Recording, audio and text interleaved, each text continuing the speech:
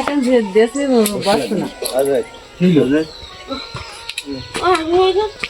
পরে বাবা বসতে পারি না, বসলে উঠতে পারি না, উঠলে বসতে পারি না, বসতে গেলে এরকম পড়ি ঢাক করে পড়ি। ওই সেই বাড়ি মেয়েটা মরিয়ে গেছে, আল্লাহ 3 রোজা মরিয়ে গেছে। প্রবাস থেকে মানে বিদেশ থেকে এক কথায় কোনো ভাইরা বা আরো অনেক মানুষ আছে, আমার পক্ষে এখন সম্ভব না দেওয়া, লোকে দিলে আমি সেটা পৌঁছে দেওয়ার চেষ্টা করি। তো তাদের জন্য একটু দোয়া করবেন। আপনি তো পরের দিন নামাজ কালাম পড়েন, নামাজ পড়িয়ে যারা দেশে সঙ্গে সঙ্গে আমি ওই 5 ওয়াক্ত নামাজে নফল নামাজ পড়ি, সঙ্গে সঙ্গে আমি দিদি বাবা ইয়ে তো খাওয়া মানে ঋণ, এটা তো আমার ঋণ, এই ঋণ তো আমার সত্যি যাচ্ছি হবে।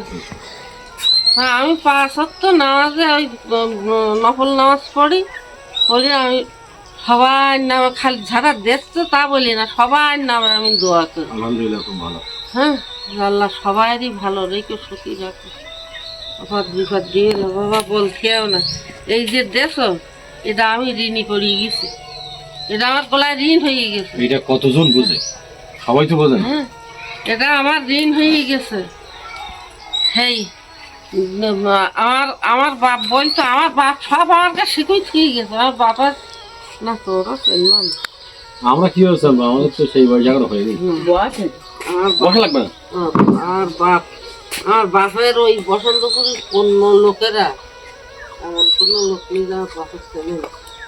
আমার বাপ বলতো মা দিলি পুণ্যি আর খালি পাপ, যদি তোমার কেউ কিছু দেয় সঙ্গে সঙ্গে নামাজ পড়ি তুমি খালাস হয়ে যাও, দোয়া করবা, আল্লাহ পাক তোমার দোয়া কবুল করবে কি না আল্লাহ পাক সেই জানে, তা কিন্তু তার গা আসান হবে।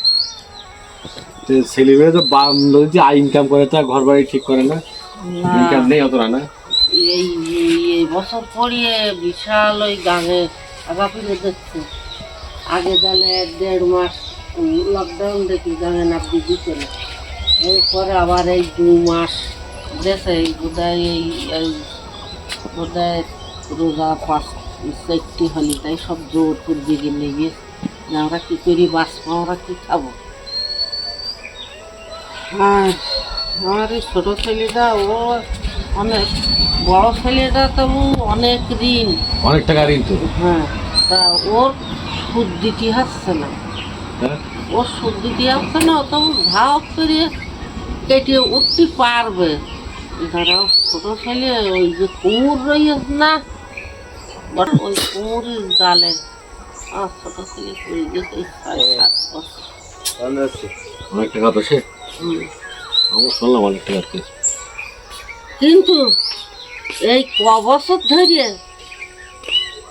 বছর বছর 2 লাখ 1.5 লাখ 1 লাখ আর ও শোধ হচ্ছে না, আরো জড়েই যাচ্ছে, আরো 1.5 লাখ টাকা নে 7 লাখ টাকা দেওয়া হয়ে গেছে, তাও সেই 1.5 লাখ টাকা শোধ।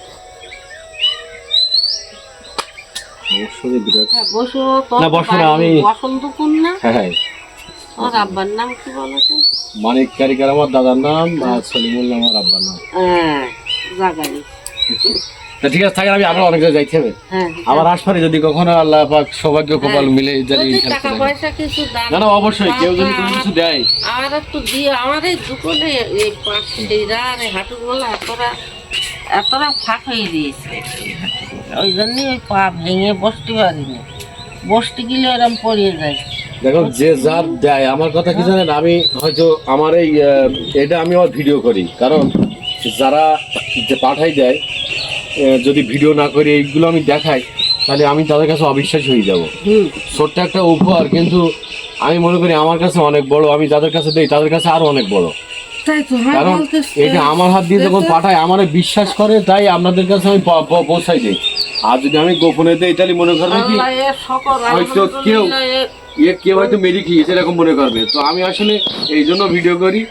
আর একটা ফায়দা আছে, আমি এই ভিউ ব্যবসাটা করি। ভিউ ব্যবসাটা বলতে কি, এই ভিডিও থেকে যদি কখনো ইনকাম হয় তখন আমি নিজে আরও বেশি বেশি মানুষকে দিতে পারবো। আর আপনার যে বাড়িঘরের অবস্থা, আপনার ছেলে ঋণ, এটা কিন্তু মানুষ বোঝে না।